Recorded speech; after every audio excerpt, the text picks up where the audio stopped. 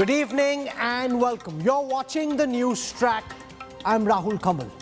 Indira Gandhi's assassins celebrated in Canada.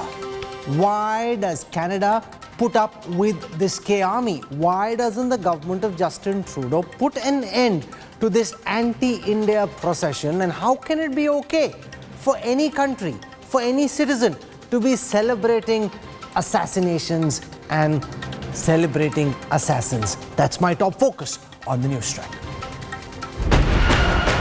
They gloat over Indira's killing.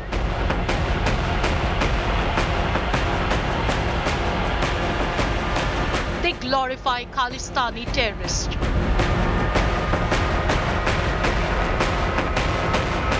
Sitting in Canada, they breathe fire.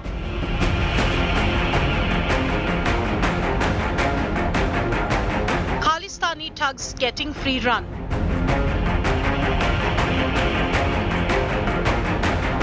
Is Trudeau imprisoned by Khalistanis?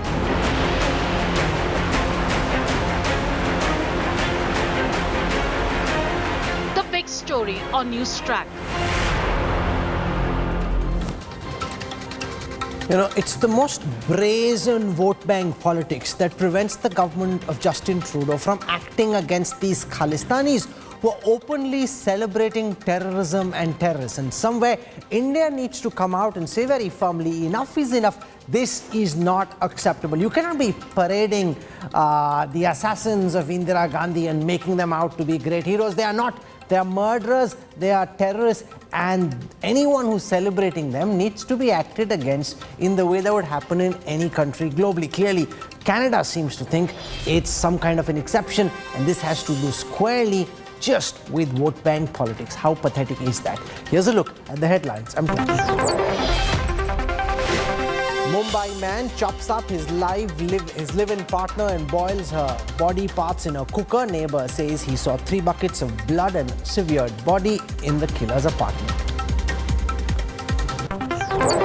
China ramps up military infrastructure and locations across Uttarakhand. Satellite images accessed by India today show 100 new Chinese structures. Air India to refund all passengers of the Delhi-San Francisco flight who were strained in Russia for over 56 hours. The flight was diverted after the engine developed a snag. The man behind the worldwide raid, ChatGPT, and CEO of OpenAI, Sam Altman, meets Prime Minister Modi in Delhi, speaks exclusively to India today, says ChatGPT is the least trustworthy on earth. India in a spot of bother in the World Cup finals. Rohit Sharma and Shubman Gill fall cheaply after Australia bowled out for 469 in the first innings. Scott Boland on the money.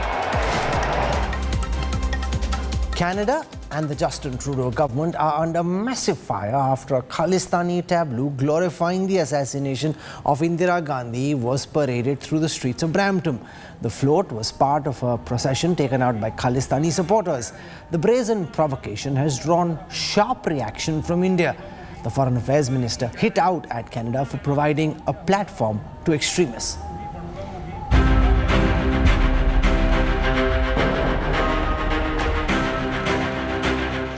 Before the 39th anniversary of Operation Blue Star, on June 4th, a city in Canada witnessed a vulgar celebration of the assassination of Prime Minister Indira Gandhi in 1984. Unrestricted by Canadian authorities, the Khalistani supporters carried out a 5-kilometer-long parade in Brampton.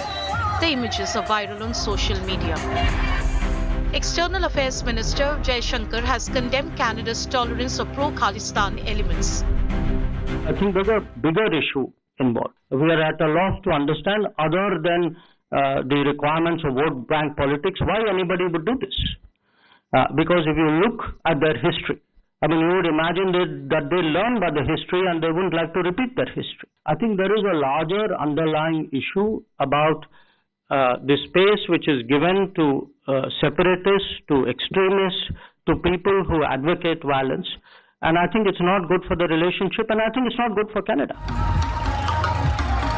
The Congress has urged the Narendra Modi government to take up the matter strongly with Canadian authorities. आज इतने सालों के बाद ये दोबारा इस तरह से करना, तो ये सिर्फ कंडम करने की बात नहीं, लेकिन उसके साथ में ये है कि हम हमारी सरकार से अपील करेंगे कि वहाँ के गवर्नमेंट से बातचीत करें, वहाँ के ऑर्गेनाइजेशन से बातचीत करें और इस तरीके के जो इवेंट्स हैं उसको कंडम भी करें, बंद भी करें और एक्शन भी. The Indian High Commission in Ottawa has already sent a formal note to the Justin Trudeau government. Canadian High Commissioner to India Cameron Mackay has tweeted he's appalled by the event that took place in Brampton. The envoy said there is no place for hate or glorification of violence in Canada. The fine words and sentiments apart, it is fact that Canada has tolerated Khalistani provocations against India for a long time. It is time now for the Canadian authorities to walk the talk. Bureau Report, India Today. What needs to be remembered is that Justin Trudeau heads a minority government in Canada, which is backed by the New Democratic Party, headed by a character called Jagmeet Singh, who's a Khalistani supporter. Singh has 24 seats in Parliament, and Trudeau's party, which has 157 seats, depends on Singh's party's support to stay in power. Now, that is Canadian domestic politics. But what's happening is completely unacceptable. In which fair-minded country would it be okay for terrorists to be celebrated on the streets of any city in this fashion? Justin Trudeau seems to be fine with it. India is not. Make no mistake about it. Joining me on this broadcast to understand if the government in power has a plan to deal with Canada, Shehzad Poonawalla from the Bharatiya Janata Party. With us also is Lieutenant General KJ Singh, former Indian Army commander. We've got Terry Milevsky, a Canadian journalist. Manpreet Singh Kohli is a broadcaster. I want to go across to Shehzad Poonawalla first. You know, we saw External Affairs Minister Jaishankar criticize Canada in strong words. Is that where this ends? Just talk and criticism? Or does your government, Shehzad, have a plan on dealing with the kind of mindlessness that Canada seems to be okay with? They're promoting terrorism and terrorists. Rahul, first of all, let me tell you at the onset that we do appreciate the statement made by the Canadian representative in India, but they need to do a lot more, because this has been a series of actions where Canada has allowed certain elements which are radical, separatist, and would have no space in the civilized world to use their territory to deface or to undermine our institutions, to undermine the legacy of our former Prime Minister or of our great leaders or of other Indian institutions of importance to us. And we have clearly drawn a red line. We have summoned the Canadian representatives and officials on various occasions, and we do take this up diplomatically, and it is in the interest of Canadian and Indian relations, which we want should progress further, that Canada should understand that there is a red line that has been drawn, and these kinds of actions cannot be taken for granted, and they need to be dealt with strictly and strongly. A mere apology will not do. Real action needs to be seen to be taken on the ground, and we would like to go a step further and understand that why is it that this kind of action is being allowed in the first place? What is the reason behind this? Is it the vote bank politics that they are catering to? So I think the red lines have been drawn. Now it is for Canada and entirely for Canada to decide how they want to proceed further in the interest of our relationships. No, but there is a lot of hypocrisy at play.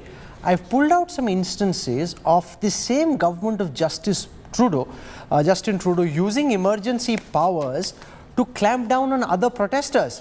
And I'll take you through some of the causes that they were protesting against. For example, in February 2022, the Freedom Convoy protests, Justin Trudeau used emergency powers at that time, which are rarely used apparently in Canada.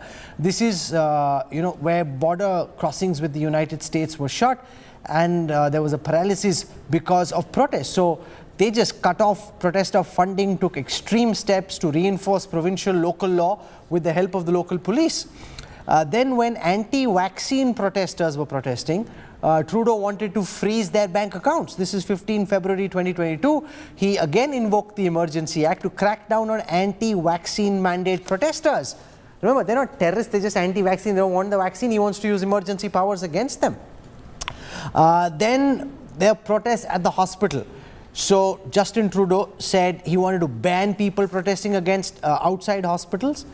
Then there's a gas line protest. This is from 2020. I'm just using recent examples. There, the police in Canada removed Indigenous activists from a railway line in Ontario, where there was a 2-week protest on against a natural gas pipeline. And Trudeau said, this is being funded by my opponents, and therefore he acted against them.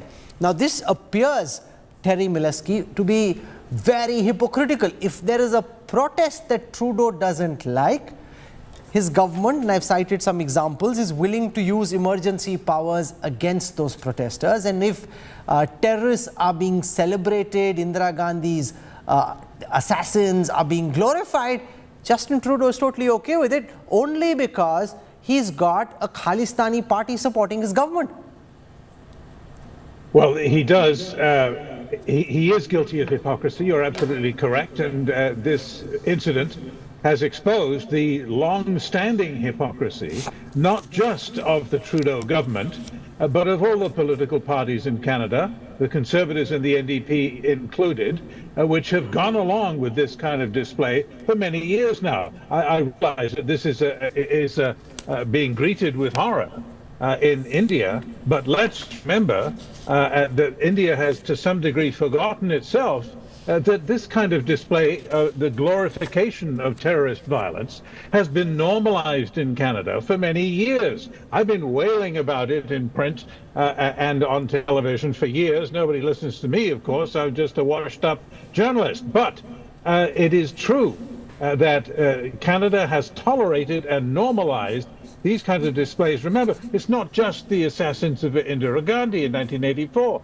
It even extends to the glorification as a great hero of the Sikh people to the Air India bomber, the Kanishka bomber, Talvinder Singh Parmar, who massacred 331 completely innocent civilians who had nothing to do with the struggle for Khalistan in 1985 in the bombing of Air India Flight 182. He is glorified on the exterior walls of a very important Gurdwara in Surrey, British Columbia, with a glamorous picture of him posing with a ceremonial sword, as though he's a model for Sikh youth and a hero of the Sikh people.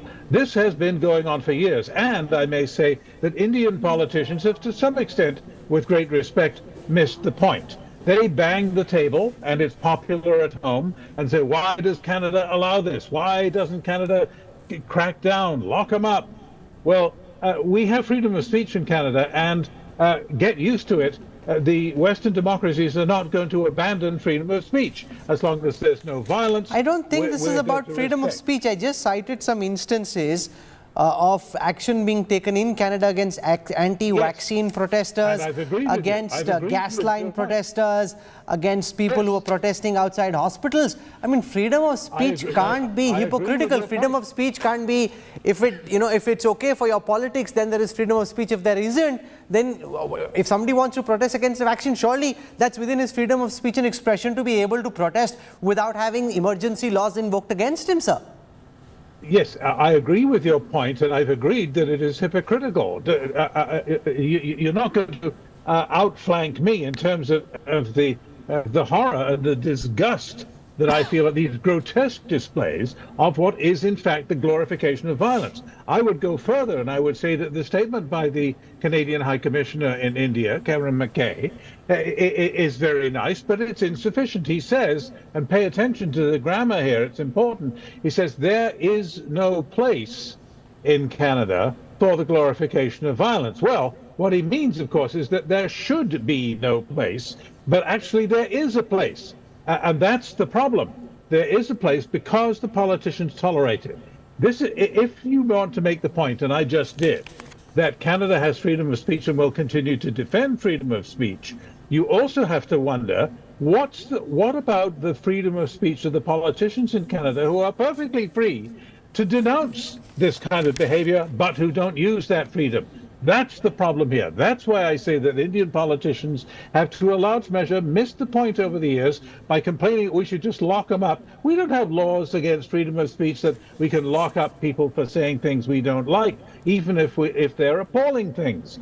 But we do have laws against violence. Now, The reason I'm making this point about freedom of speech is that the Canadian politicians have it too, but don't use it.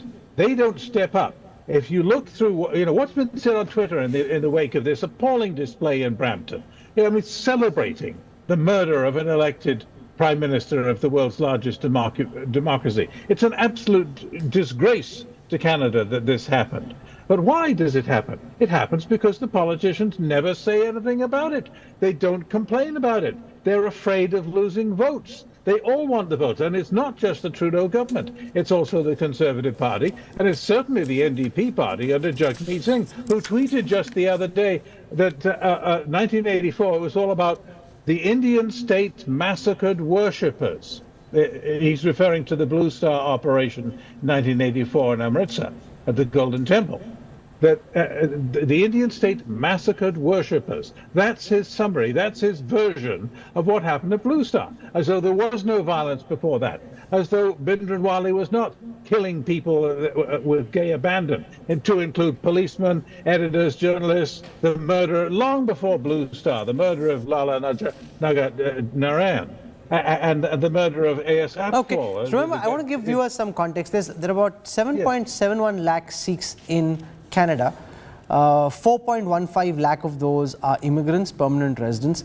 The others are non-permanent residents. And the Sikh population constitutes about 2.1% of the Canadian population. Yes. There are 18 Sikh MPs in the Canadian Parliament. And for context, only 13 Sikh MPs in India. So Canada has more Sikh MPs than even the Indian Parliament. But remember, not all of them are pro-Khalistan. And that's the problem. General KJ is saying that even though the Khalistanis, and I've got family, friends in Canada, they'd say, okay, these fringe Khalistanis are in minority.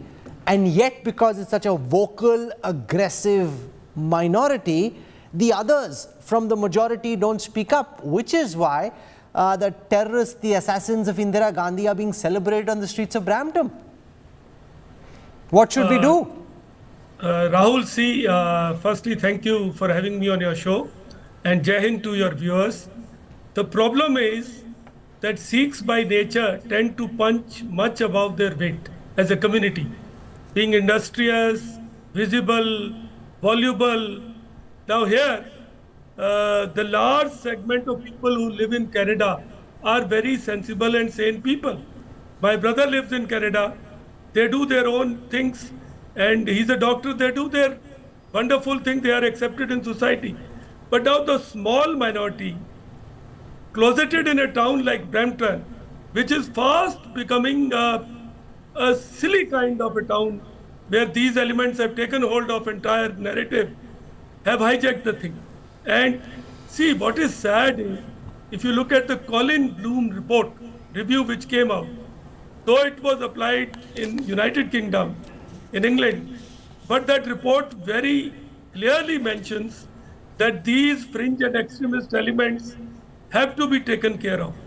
So if you are rearing these snakes and these pythons in your backyard in Brampton, be very prepared to face them in coming future.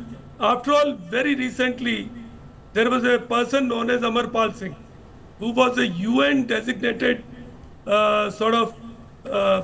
fugitive, a kind of a criminal, a sort of a gang lord, and he was shot. So Canada is allowing these elements to hijack the narrative over there, and I compliment our Minister of External Affairs, setting aside the partisan politics and everything. He has taken up this cause. And see what stupid imagery, Rahul. Here you are showing a helpless woman with her hands raised and her body splattered with all kinds of blood and all this, and you are making tamasha out of it. So this is even Canadians should not accept this savage kind it's of image. appalling. The fact that Indira Gandhi is being killed and her sari is drenched with blood, laced with bullets, and that's what is now being celebrated. But surely, Shehzad, we need to be able to do something more than just criticize the Canadian government. I mean, there are like we have, for example, against China, taken stringent measures where you let it be known that this is not acceptable. It just seems to be a verbal censure and no more.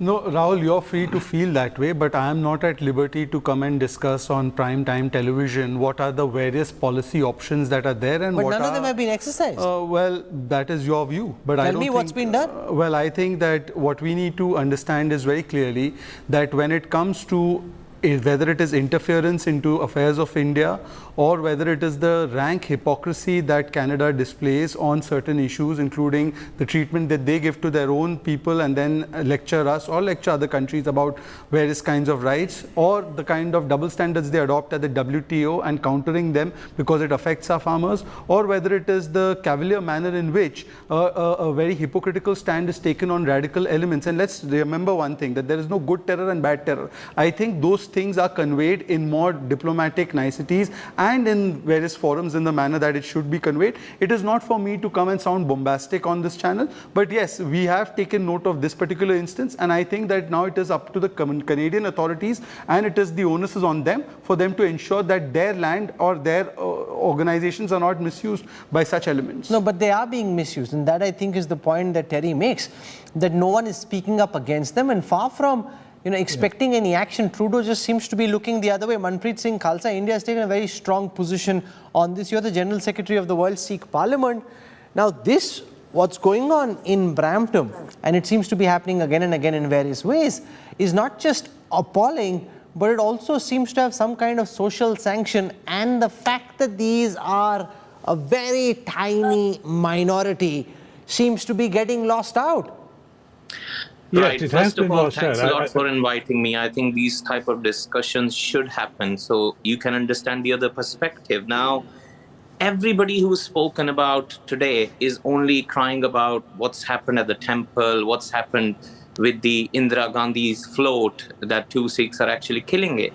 But what you all need to understand here is the Sikh side as well. Basically, we are talking about all sorts of terrorism apart from the Indian state terrorism against the minority. What happened in 1984? No, do you think it's okay for Indira Gandhi's assassins to be celebrated in the manner in which they were? Manpreet Singh Khalsa. Okay. Do you think it's okay for assassins? This is an old woman who's been killed. Her sari is drenched in blood. Surely you don't think this is acceptable? Is it okay for thousands of pilgrims to be killed in Golden Temple? Was it okay? How can that be okay? And where is the equivalence? Who's saying it's okay and where is the equivalence? No. Who killed people? Where was the police? Where was the army? Sir, do not indulge in whataboutery. Any person being killed is terrible. It's completely unacceptable. Manpreet, you need to answer my question. Manpreet, you need to answer my question. Do you or do you not condemn the manner in which terrorists are being glorified in this assassination of Indira Gandhi? In a democracy, everybody is equal. Killing of a Prime Minister, Indira Gandhi or whatever, is that not equivalent to what do you have to say about the thousands of Sikhs being killed in broad daylight in Delhi? Why are you not discussing that today? No, who says we're not discussing only it? one aspect Listen, of the story. Manpreet, I have no idea what you're saying. Who says we're not discussing it? This is pathetic. This is the mindset that I think is at the root of the problem. Have some shame. Have some shame. What are you saying? How can you say these things? Your country needs to have shame. Sir, this is, one second. Yes, it's my country and I'm very proud of my country. Make no mistake about it. What is happening in Brampton, what's happening in Canada is wrong. Absolutely wrong. Sir, what happened in India in 1984 is absolutely wrong. Of course it is, but where is the criticism? I am saying yes it is. No, one second, Manpreet. I am saying of course it is, but you don't seem to have the decency to say that celebrating Indira Gandhi's assassins is wrong. Ethnic cleansing of Muslims. Don't you have anything to say? Don't you have no shame? You're talking about one person being killed and that float is being run upon in Brampton. What about thousands of Sikhs and Muslims getting killed in India? You don't have nothing to say about that? Of course I have things to say about it. Who says we don't have things to say about it? Listen, this man is disgusting. Manpreet, you're a shame. You're an absolutely disgusting person who harbors obnoxious views. I'm shocked and appalled by what you're saying. Shahzad wants to come in. Shahzad. Mr. Khalsa, with no due respect to you, first of all, we do not entertain any kind of justification of an act of terrorism against any of our prime ministers, and therefore, this kind of statement only reflects your mindset. If you were so concerned, sir, about the condition of Sikhs, when the Taliban was going after them, it was this Indian government that went and rescued those Sikh citizens who were not Indians, by the way, they were Afghan citizens, and not only rescued them but also got the Guru Granth Sahib Swarups into India with all full respect. So therefore, yes, 1984 did take place and people are getting prosecuted, people are getting convicted, and they will see the end of justice in this particular country. But having said that, you also invoked about Muslims. Let me ask you, how many times did you or your ragtag organization ever speak a word about the mass murder of Muslims taking place in China? So therefore, your entire agenda is not actually the welfare of Sikhs or Muslims. All it is to gain some relevance, to stay relevant, and unfortunately, those who are allowing you this kind of oxygen should now see that there is no good terror or bad terror. There is only one face of terror, and perhaps you represent the most visible face of that terror right now on television. Evil woman being killed by 2 Sikh gunmen.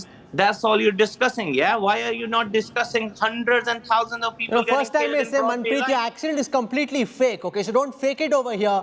And Come don't on, say man, your come country, on. your country. Your The second news thing is is fake. Your that this is channel is completely fake. You have obnoxious what you're saying. you have All sold terrorism, yourself all to terrorism Modi, and every to single BJP. person being killed in any terrorist attack, that is condemnable. There must be no doubt about it. But this disgusting man on our show hasn't even for a moment been able to say that celebrating Indira Gandhi's assassination is the wrong thing to do.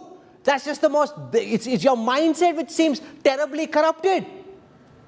Did with Sikhs. All you have to all you do is propaganda. That's what you do. You're never interested in Can I ask facts. him one You're question? never interested in true side of the story.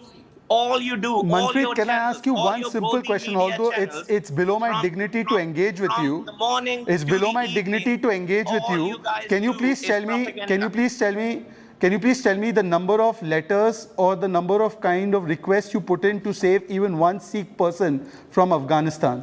And can you tell me what action you followed up on it? Yes, we have World Sikh Parliament who was continuously How many did you get back? continuously How many did you engaging get with back? people You can keep doing that. How many did you get Afghanistan. back? Okay. I think your come actions, on. your We actions have, don't match your words. You have no community's interest at your heart. All that you have at your heart is to use this issue in order so to many divide people, and that there's no have space actually for it in this migrated from country. Try Afghanistan your to luck somewhere Canada, else. to But England. countries We that have actually helped so many afford them people. We space don't and need to tell legitimacy you and oxygen and should justify today what be you calling did this with us. out Now you are covering unequivocally. up. If you take raise 5 or snakes in your 6, backyards, they 6, will 7 come to Sikhs bite you from one day or the other. Afghanistan to Delhi, are you saying this is compensation for No, the of course it's thousands of not. What are Sikhs you being talking, I'm killed? not Manpreet? I calling don't it know what you're compensation. I'm showing smoking. the hypocrisy of This your is not, actions. how can it be compensation? It's not supposed to be compensation. We're doing our job, okay? Indians, evacuating Indians from places of distress, that's the job of the Indian people and the job of the Indian government. We don't need your certificate for it. You're just a Khalistani proponent. You're just a very dangerous, wild man. I want to go across to Manpreet Singh Kohli. He's a broadcaster. He's joining us at this time. Now, Manpreet Khalsa seems to represent a very dangerous trend. He's actually trying to come out and justify the manner in which these assassins are being celebrated. Far from seeing anything wrong, he actually seems to be telling us why he thinks this is right. Yeah, thanks for the opportunity, Rahul. And I've got a disclaimer that I'm against violence or any, violent means to achieve any goals. My question is not as sensational, Rahul. My question is, this is happening in a foreign country, in a small province there. Why is it even an issue that needs to be discussed? Why should it not be an issue? Indira Gandhi's assassins being celebrated, you think it's not an issue, Mr. Kohli? Kohli, yeah. No, I am not saying that. I am deploring what is being shown there, and the images do seem sensational, and the images are quite disturbing. But my point is that, is this worthy of the attention, and who is getting this airtime, and whose agenda is being pushed through that? That is my question. Yes, there is this question of it's a deplorable thing, but it's not a sporadic event, and it's not a one-off also. But my question is, why are we even drumming this up? It doesn't deserve the airtime, and by doing that, you are also, propagating or giving air to exactly the same kind of No, problem I that don't we are think so. I completely may I disagree with ask you. Manbir a I question? am giving voice to the thought that these Khalistani terrorists need to be acted against. That the Canadian Yes. government needs to do a lot more than it is doing at this moment to act against those who are propagating violence, those who are celebrating terrorism. That's the voice that I'm amplifying, and it's a voice I need to amplify. So, Mr. Kohli, sorry, you say you're a broadcaster, but I completely disagree with your sense of what should be broadcasted. The job of the that's your media prerogative, is to Rahul. raise That's your issues that prerogative. matter. This makes my blood boil. No, it is something that the Indian government is taking up with the Canadian government. The Canadian I don't government think they're is doing cognizant enough. of this. Apart from the verbal censures, I don't think the Indian government is doing enough. They need to do more. Like the manner in which Chinese companies have been censured, the manner in which we've sent a very stern message to Beijing. I think India needs to raise the ante against Canada. That is very clear. Absolutely. It hasn't happened. So my questions are as much to my government as they are to you. And that is something that I have faith in the Ministry of External Affairs for their ability to do this. But my contention is still there, that why is this being given the airtime that it does not deserve? May I And ask this is not Mr. a Manbir a one-off, question? it's- Mr. Manbir, may I ask you a question? Mr. but Manbir, at very, the very same polite, very humbly, Mr. Manbir, very humbly. Do you think Yes. acts of terrorism, especially those involving violent cases of murder, assassination, should be reenacted? Principal position on that? And that's what I said in the No, opening don't disclaimer. answer it with a whataboutery, yes or no? No, I am totally against That's right. the idea So of... it should not be reenacted. That is exactly what has been conveyed. And the media in this country has all the right to ask the Canadians a question or two about why their land is being allowed to celebrate what we consider as is a categorical act of terrorism. Nobody in the civilized world would allow their space or their land or territory for the reenactment of an act of terror. What if some country were to reenact 9/11? Would that be kosher? No. Yeah. Therefore, I think and that Shehzad, and celebration of any act of terror, especially violent acts, should not be condoned, not even by glib talkers like you coming out and saying that why discuss it, let's hide it. No, we will talk about it. We will speak our mind. We will tell them diplomatically. We will tell them through the public forum. And we will also tell them inside closed rooms that we do not tolerate this. Indira Gandhi Absolutely, may have been a Shehzad. prime minister of the Congress party, but she is the country's prime No, minister. but- We do not take this lying down. Please let us, you should know this very KJ is saying- clearly. General KJ is saying Can I if just some... butt in? Yes. Yep. Yes, Manbir. And as I said in the opening, that all acts of terror and violence have to be condemned. And there is no reason that the enactment is to be encouraged. But my point is that this is even you can see it on the screen, there's barely a handful of people there. The majority of the Sikhs in Canada are peace-loving. It's No, a of course fringe they are. element. Yeah, but act it's against a the fringe. element. It's always the fringe, and the fringe need to be acted against. General KJ is Yes. saying, here's a suggestion. Given all that Manpreet Khalsa is saying, I think he and his troops should reenact 9/11. Let them do it in Toronto. Let them do it in Washington, D.C. or New York. Then let's see how much freedom of speech there is. Let them do it, and then let's see where he ends up, whether he's on TV or whether he ends up in prison. something? General Singh. Can I say See, something? If you Rahul, unmute my mic. Can I doing say this something? is ultimate disrespect to those people who perished in the Kanishka attack. They were Canadian citizens. There were Can I say 329 something? of them. Can I say there something? were 22 crew members. Those Kanishka You- tragedy victims. And here you are, see, India is following a policy of zero tolerance on terror of any kind. You saw our Prime Minister recently tell the Australian Prime Minister that attacks on Hindu temples are not acceptable. It was done, and we have done it with the British government. We are also doing with Canadian government, and we should not let it pass. If we allow it to pass like this, it will become a new normal, which is not acceptable to us. Because like it has happened in UK through the Colin Bloom review, I'm sure sensible voices in Canada will No, rise. but let Manpreet do this. Manpreet Khalsa, here's the thing. You go celebrate 9/11, you reenact 9/11 in the streets of Toronto, Brampton or Washington, D.C., then let's see where you end up. Why would we do that? Why would we Yeah, do that's that? the point, We because you stand won't by do the it, deaths because you of think that's the innocent. wrong thing to do. We are Because you saddened know by that the you'll be deaths of arrested, that's any why you won't do innocent. it. Any innocent, whether it be Sikh, whether it be Hindu, whether it be Muslim.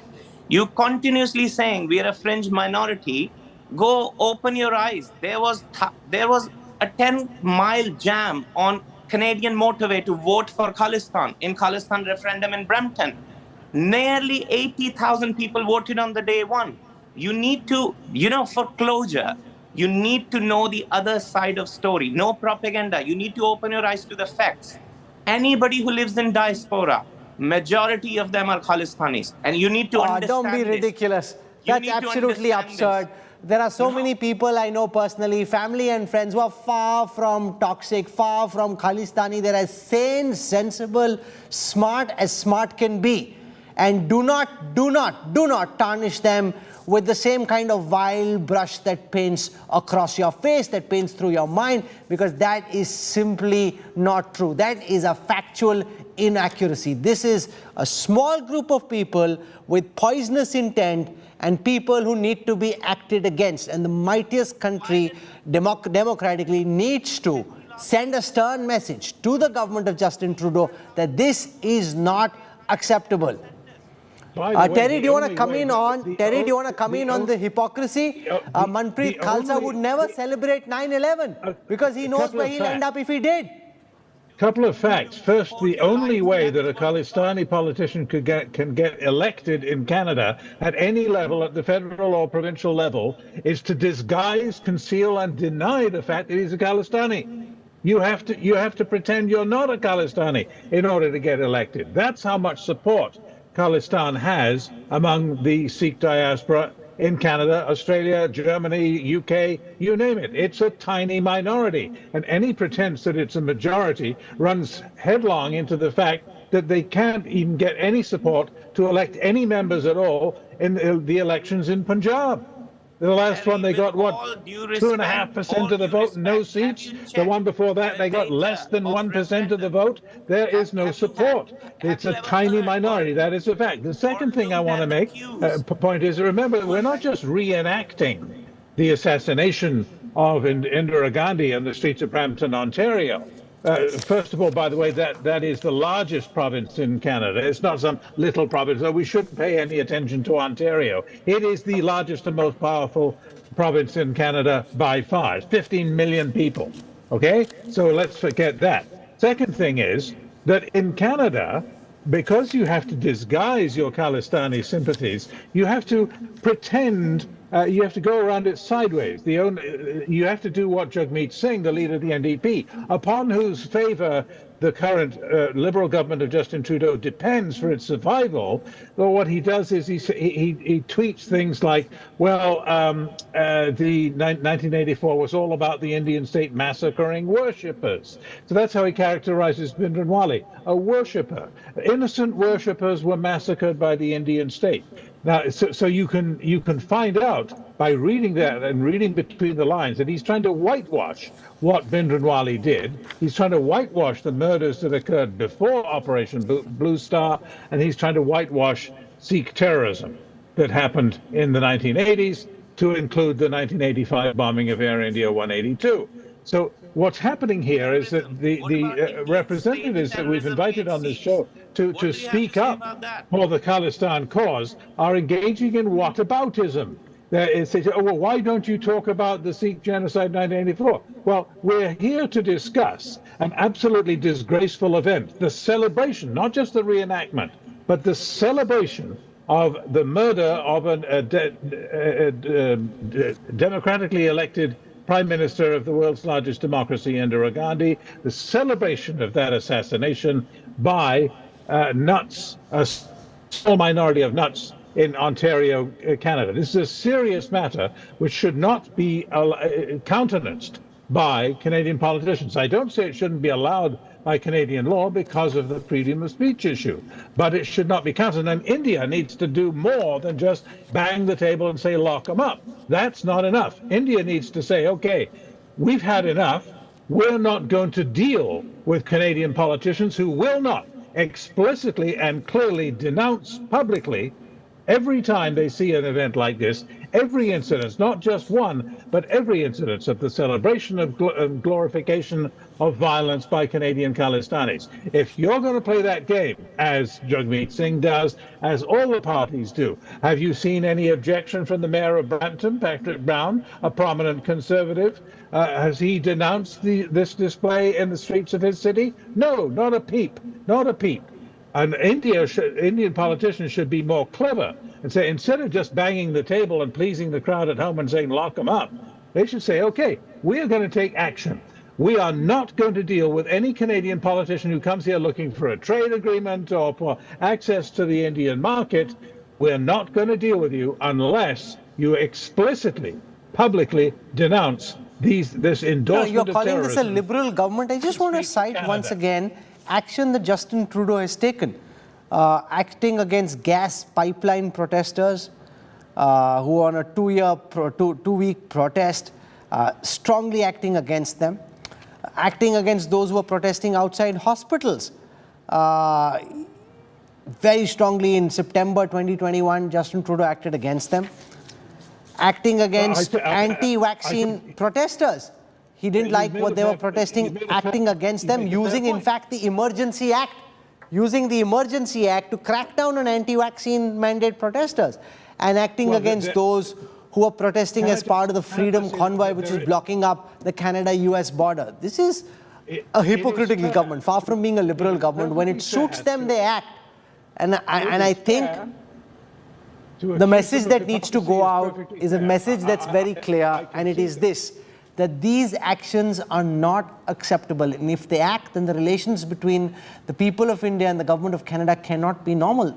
The Indian government, apart from the very strong censure by Dr. Jaishankar, needs to do more, because China is not acting in a manner in which a friendly country would. If these are the fringe, if they're the extremists, you take action against them and speak up against them. Don't give them social sanction. Just makes my blood boil. This is terrible.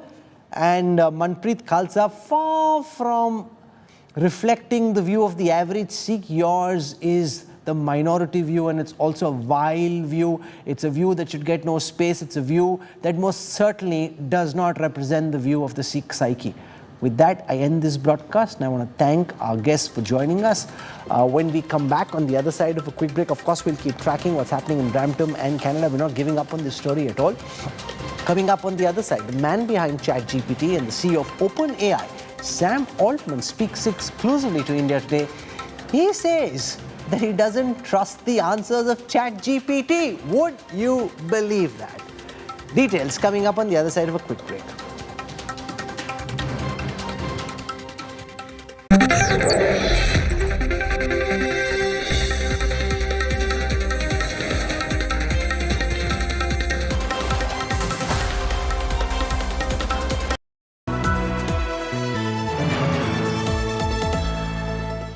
Where the software engineer meets the smart market analyst, meets the talented photographer to create the big dream. The world comes together at Sharda University. So where are you?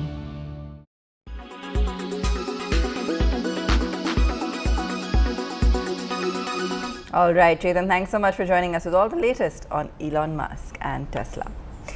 Now, sticking with the auto industry, Maruti Suzuki has rolled out its much-awaited SUV, the Jimny. It's at a price tag of 12.74 lakh rupees. The car will come in 6 variants, with the base model starting at 12.74 lakh, that's ex-showroom. The top-end Alpha AT dual-tone model at 15.05 lakh, ex-showroom. With this, Maruti is aiming for a 25% share of the SUV market in FY24, with volumes close to 475,000 units. The lifestyle SUV, which is pitted directly against the Mahindra Thar and Force Gurkha, will be retailed across all 600 Nexa stores in the country starting today. The man behind the AI revolution is here in India. OpenAI founder and CEO Sam Altman with India's G20 Sherpa Amitabh Kant today in New Delhi. The discussions focused on the potential of generative AI and how emerging economies can leverage this to improve the quality of life of citizens. Altman's visit to India is significant as it comes at a time when the country is keenly looking at AI research and development.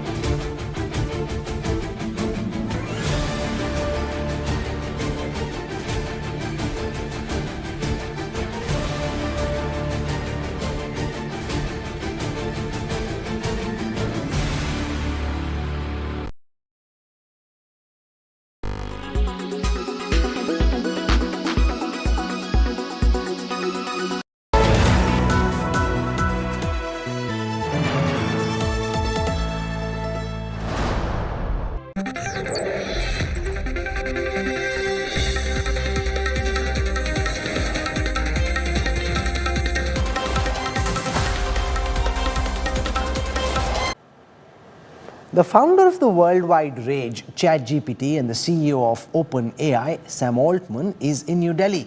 And in an exclusive conversation with India Today, he spoke about the future and the impact of artificial intelligence. Hi, I'm Akanksha. Here, hi. I have a question from the policy side of it. You've been doing great work. Everyone at OpenAI has been doing great work. Thank you so much. We've all used the models. But I have a question when it comes to open source AI projects. How do you think, I mean, I do know that you've yourself said multiple times that the door has to be let open for small projects so that they can grow up. But there has to be, regulation in some sense because the growth has been exponential as we're seeing. Do you see how can policymakers and governments sort of rein in regulation, at least when it comes to open source projects? I agree with all that. I think open source is important. As it gets more powerful, we will need some guardrails on it. But I worry about over-regulating and stopping what is an incredible Cambrian explosion of talent and creativity. I think this is going to be the most transformative technology humanity has yet invented. And the countries that embrace it, the people that embrace it early, are going to be particularly rewarded. It really is amazing to watch what's happening in India with the embrace of AI, not just OpenAI, other technologies too. And I think we're going to look back 30 years, 50 years, whatever, and say, wow, we lived like barbarians. Life is so much better. When intelligence becomes close to free, and not only that, but when it becomes qualitatively different at what it's capable of, we view our role as we build the tools, we give to all of you, you all amaze us with your creativity and what you can create for the world. So I think that's really going to happen. I think India is already like one of the centers of this, and I'm sure that will continue. The version that I always use it with web browsing, and so it does have links that come out because I probably trust the answers that come out of ChatGPT the least of anybody on Earth. Does alien life exist beyond our planet? An American Air Force veteran claims that the United States government is in possession of actual UFOs. Is the American government then hiding alien technology? And is the US intel's most intimate secret now coming out? That question is being asked on the back of a big NASA press conference and the back of a whistleblower whose claims have gone viral. Shimmering lights darting across the horizon. Otherworldly encounters captivate human minds. Their allure weaving its way into our collective consciousness. Inspiring countless tales of wonder, fear and fascination. Reports of UFO sighting have also surged across the globe. Now, an American Air Force veteran has blown the whistle on the US government. 36-year-old David Grush has alleged it concealed a program with evidence of non-human origin crafts.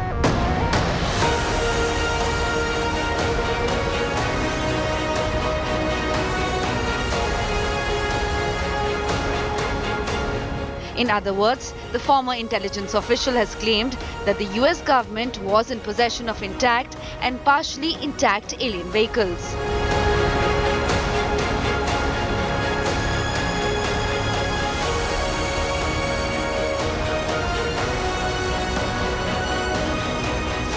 Grush left the government in April after a 14-year career in US intelligence. In an interview, he claimed that in his role within America's defense establishment, he was trusted with some of the government's most intimate secrets.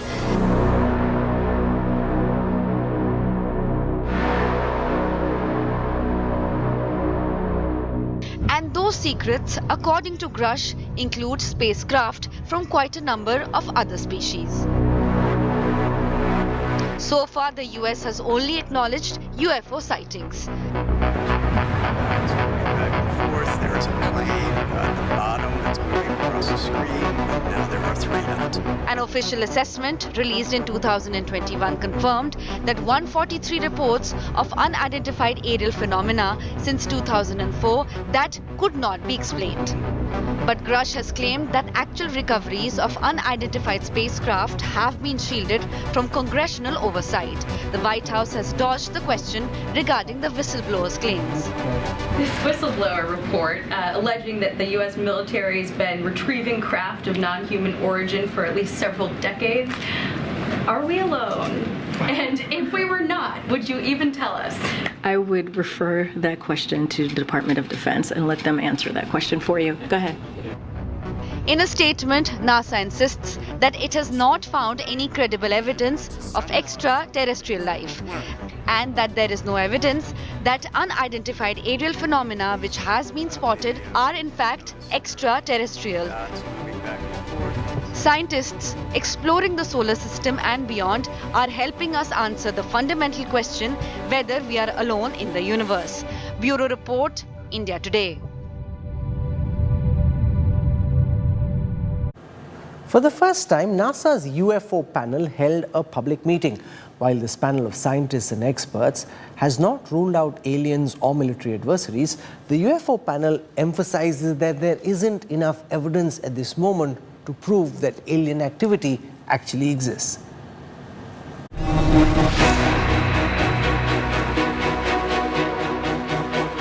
Destigmatizing UFO reporting. The current data collection efforts regarding UAPs are unsystematic.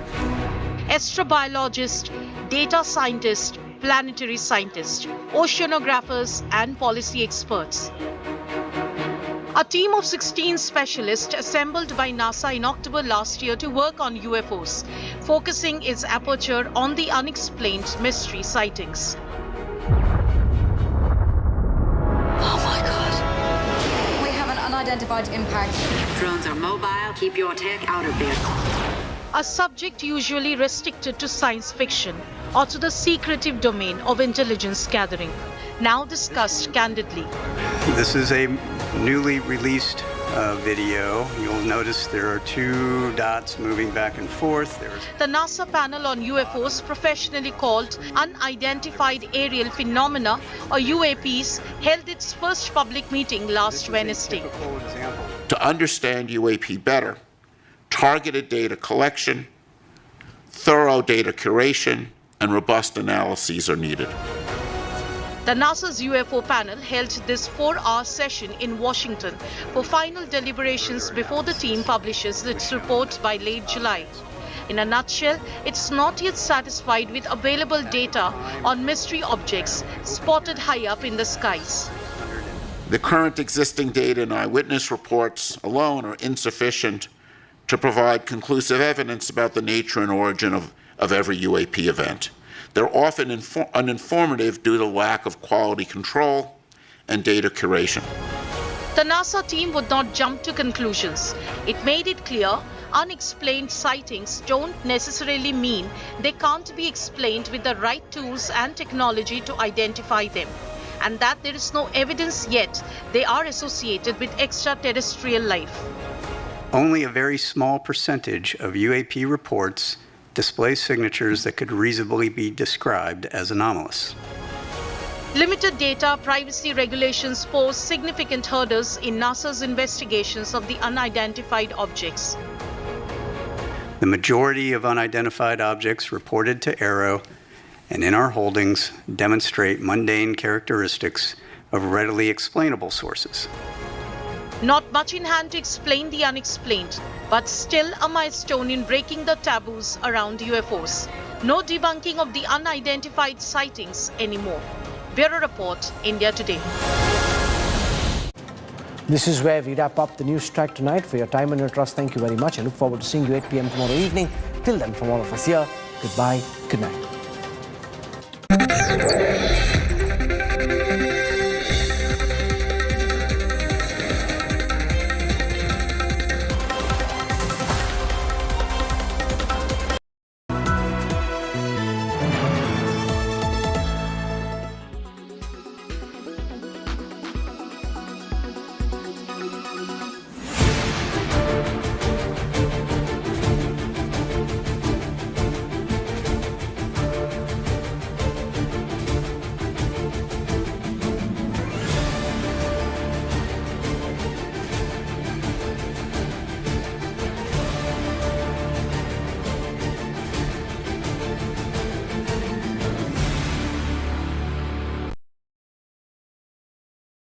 forecast now.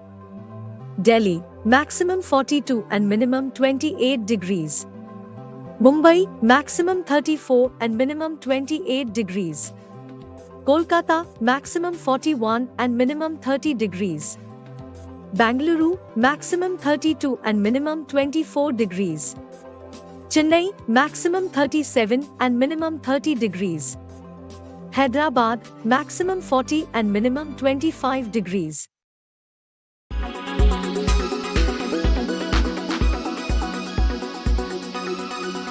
Make your media plan smarter with India Today Live TV on your connected devices. Amplify your brand with 100 million smart internet viewers. To advertise, mail us at sales@aajtak.com.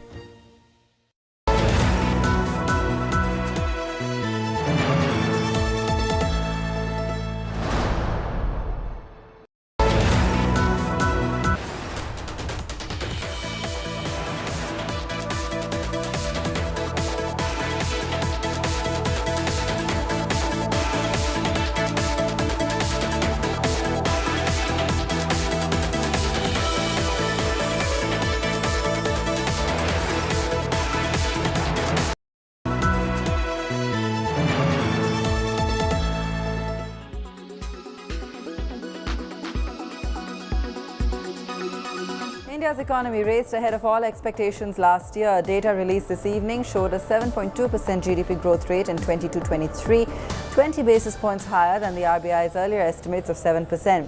Though the figure is lower than last year, it puts India on top of other nations, especially the West, which is threatened by an economic slowdown. The figure is also way higher than 3%, which China reported in 2022. There was some good news in the Jan to March quarter as well, with GDP growth clocking in at 6.1%. Importantly, the quarter witnessed a substantial rise in manufacturing and construction activity, setting the stage for the next few months. Services sector growth has maintained its momentum. Industrial sector growth rate positive, but slowing compared to 22 because of the rise in commodity prices in the course of 22-23. And also the rise in interest rates, but the momentum in the fourth quarter, as you could see from the data, in terms of manufacturing growth, was at 4.5%, and the utility and the core sectors grew 6.9%. So overall, the manufacturing sector has ended its 2 quarters of year-on-year contraction in Q2 and Q3 and resumed a pretty brisk positive growth rate in Q4. Exports of goods and services as a percentage of GDP, as you can see from the top right, is at its highest in about 8 years at 23.5% of GDP. So sorry.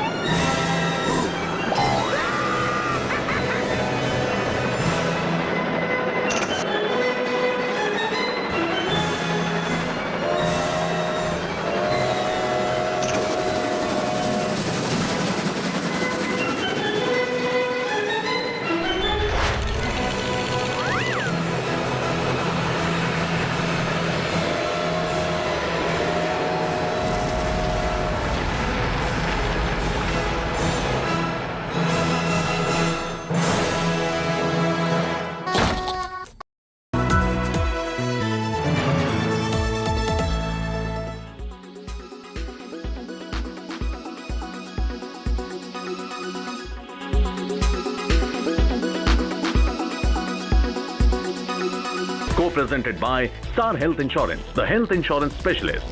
Co-presented by Kentaro, जो देता है सबसे शुद्ध पानी. Co-presented by JK Tyre Ranger Series. Stay wild at heart.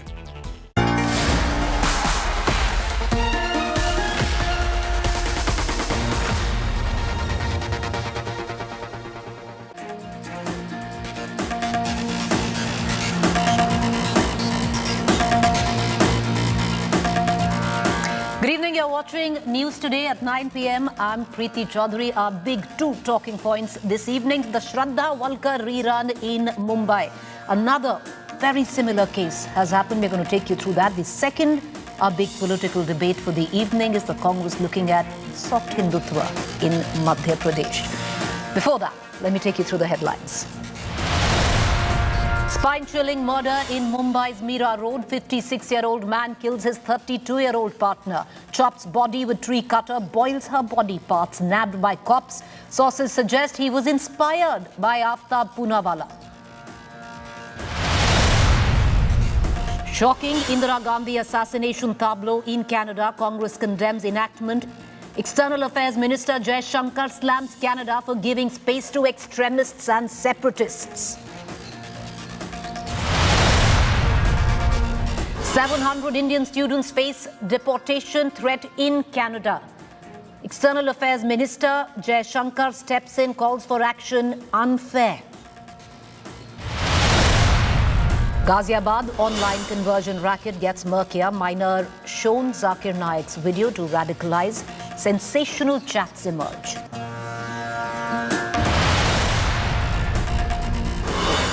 Two-year-old who fell inside a 300-feet borewell in Madhya Pradesh's Sehor dies. She was recovered 3 days after her fall. China sets military infra across Uttarakhand. Superfast infra built up by China again. After Ladakh and Arunachal, is Uttarakhand next? The smog in NYC covered in an orange haze and smoke after uncontrolled wildfires burned through Canada. Stay indoors advisory issued in New York City.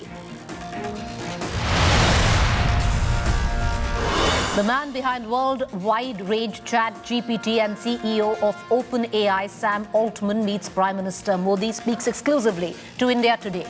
Says ChatGPT least trustworthy on the planet.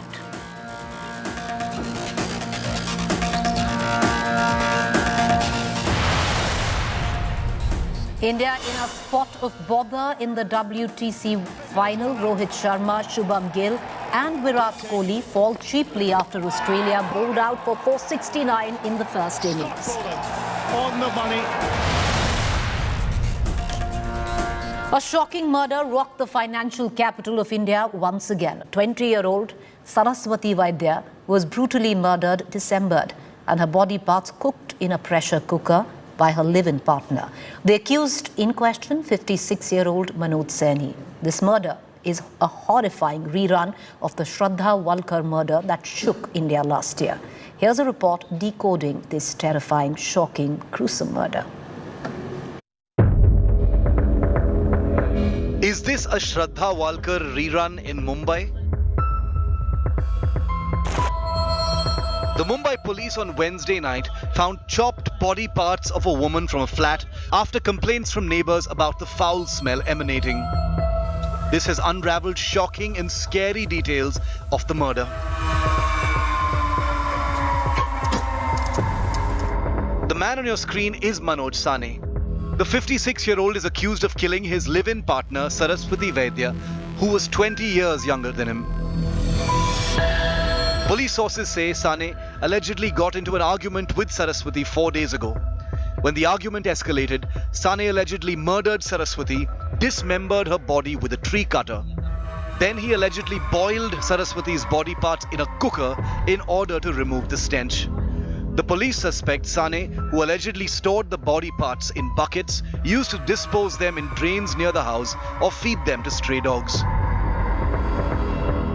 When the police searched the flat on Mira Road, Saini attempted to flee but was arrested.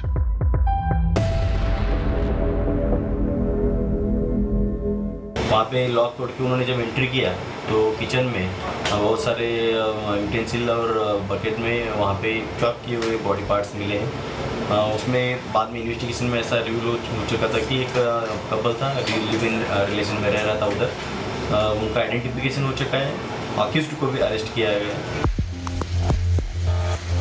Sane's effort to hide the murder failed as neighbors alerted the police to the foul smell emanating from the flat. तो मैं गया, knock किया तो first knock में कोई response नहीं था, तो सेकंड नॉक किया तो उन्हें रूम फ्रेशनर मारने लगे घर में, वो आवाज़ करके पूरा रूम फ्रेशनर मारने लग गए। सेकंड नॉक में आपको वो स्प्रे का आवाज़ आया? एक आवाज़ आया, पूरा दरवाजे पे मारा उन्हें, पूरे रूम में मारा और पूरा इमीडिएट पूरा लॉबी में पूरा स्मेल हो गया रूम फ्रेशनर का। रूम फ्रेशनर का स्मेल? तो मैं 99% श्योर हो गया था कि कुछ गड़बड़ है। अगर कुछ रहता तो वो खोलते तो दरवाजा, हमने 1-2 बार खुलवाया कुछ काम के लिए तो खुला है।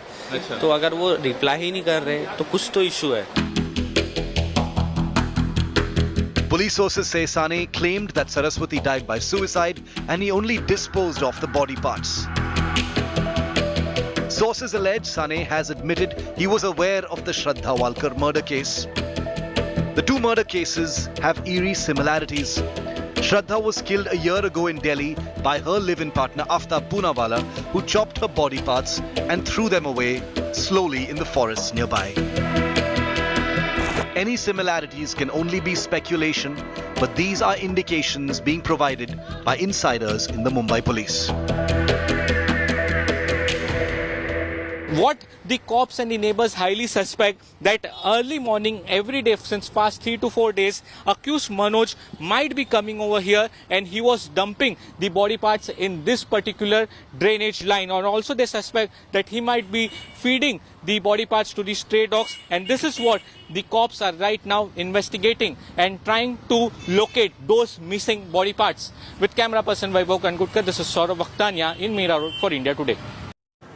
A rerun of the Shraddha Walkar case. Joining me right now on this news bulletin is Mr. Deepak Raheja, Director and Chief Psychiatrist, Hope Care India. I have P.K. Jain, former Additional Director General of Police, Mumbai.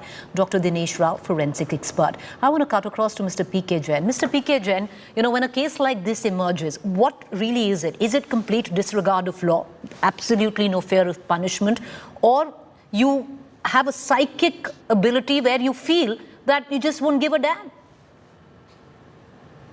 Good evening, Preeti. I think, we look at it pure from the murder point of view. The accused, unfortunately, these days think that by disposing of chopped body parts, they will not be caught.